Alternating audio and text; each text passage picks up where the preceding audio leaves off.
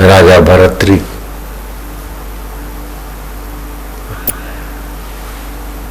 उज्जैनी का राजपाट छोड़कर चले गए गोरखनाथ के चरणों में दीक्षा ले, लंगोटीधारी साधु हो गए और साधना करते हैं, कंदमूल खाते। ऋषिकेश से आगे नीलकंठ महादेव 8-9 किलोमीटर का अंतर है, पहाड़ी रास्ता है, पैदल काम जाके आए। उधर कहीं वो बैठे थे, हम गए उस समय नहीं थे, पूर्व काल में उस इलाके में बैठे। उज्जैन के ब्राह्मण यात्रा करने गए तो नजर पड़ गई साधु बाबा के लक्षण तो हमारे राजा भरतरी जैसे के। गौर से पूछा, कुल मिलाकर पहचान लिया, राजा जी राज महाराज गणिकम्मा हो राजा भरतरी जी के। जुग जुग जियो महाराज, साधु के वेश में आपका दर्शन। कहो ब्राह्मण क्या चाहते हो? बोले महाराज ब्राह्मण तो हूं, मधुरम प्रिय हो जाए, भंडारे भंडारे का कुछ नहीं हो, यात्रा खर्चे हो कुछ का दक्षिणा हो जाए।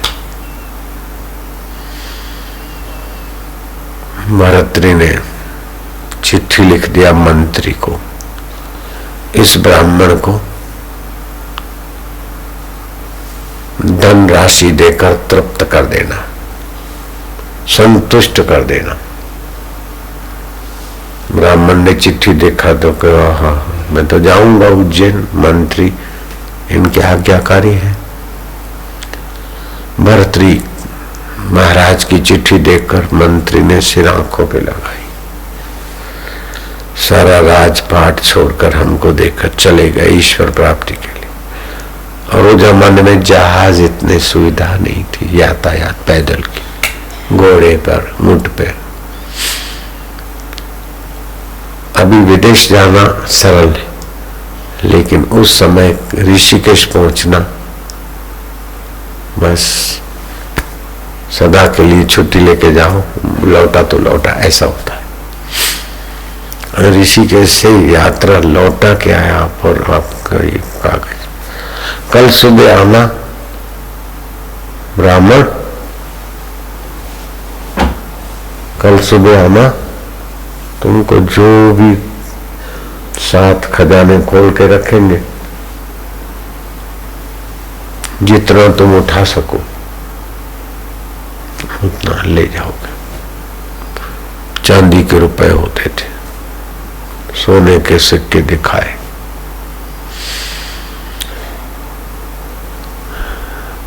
पन्ने दिखाए, याकुन दिखाए, हीरा दिखाए, मोती माणिक, एक से एक कीमती खजाने भरे दिखाए, ढेर। क्या लूं क्या न लूं? चांदी के रुपए से तो सोने के सिक्के पोटली भर लूं, उससे तो ज्यादा महंगे हुए हीरे पन्ने आदि। 7 खजाने घूमे, बोले ये तो एक एक बड़ा बड़ा गोदाम भरा है इनका, तो उसमें से मैं जितना उठा सकूं उतना ही होगा। ये 7 खजाने जिनके पास सदा हाजिर रहते थे, संभालने वाले संतरी और मंत्री भी, और मैं ले जाऊं तो मेरा तो कोई मार डालेगा, हत्या कर देगा। राज्य संभालने का सामर्थ्य और कुशलता थी, और ये 7 खजाना जिनके अधीन थे, ये सब छोड़कर समझदार भरतरी जो चीज लेने को वहां चले गए नीलकंठ ऋषिकेश, मैं वो क्यों नहीं लूं? ब्राह्मण को बोले, मंत्री को बोला चिट्ठी वापस दो। राजा भरत का दर्शन का पुण्य लाभ, तीर्थ का फल, विवेक की जागृति। यात्रा करते करते करते फिर राजा भरतरी तक पहुंचे कि महाराज आपकी चिट्ठी लीजिए। बोले मंत्रियों ने नहीं दिया? बोले महाराज नहीं तो क्या, मंत्री तो 7 खजाने खोल लिया, जितना उठा सके उठाओ, लेकिन मेरे को विवेक जगा कि 7 खजाने में से एक खजाने का थोड़ा सा गठरी में उठा पाऊंगा। 7 तो 7 खजाने तुम्हारे थे, उनको छोड़कर तुम जिस ब्रह्म परमात्मा को पाने के लिए आए, जो राज्य पाने को आए, मुझे उसी राज्य का प्रसाद दीजिए।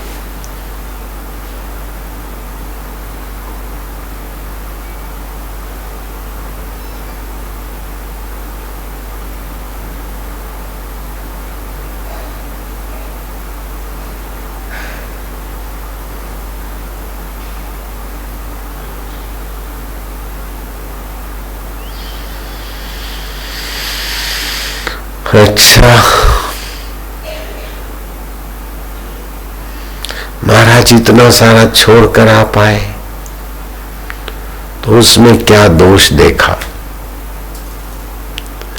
और जिस ईश्वर खजाने के लिए आए उसका महाराज क्या महिमा है?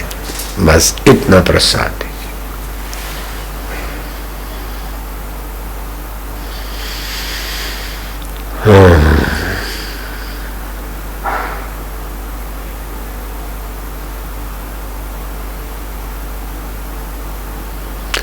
वो पहाड़ियों ने सामने, वह मालधारी है, मालधारी ले गाय हो, बकरा, गेटा, कुछ दिन रहते फिर आगे चलते, उनको मालधारी बोलते, समझ गए? मालधारी। उनके यहां से देखो थोड़ी दही मिले तो ले आना, सेवा करो फिर ज्ञान पचेगा। बिना सेवा के सदगुरु प्रसाद नहीं पचता, सेवा करो। सोचा के जाओ अभी ले आता हूं, सामने पहाड़ी दिखता, लेकिन चलते चलते तो महाराज काफी समय हो गया। मालधारी ने कहा ठीक है, अब तुम आए हो, जाते जाते तो फिर तुमको आधा पौना दिन हो जाएगा, थोड़ा खा लो, सामने गुफा है, उसमें पानी वानी पी के आराम करो, दही जमेगा तब ले जाना सुबह को। अब तो संध्या हो गई।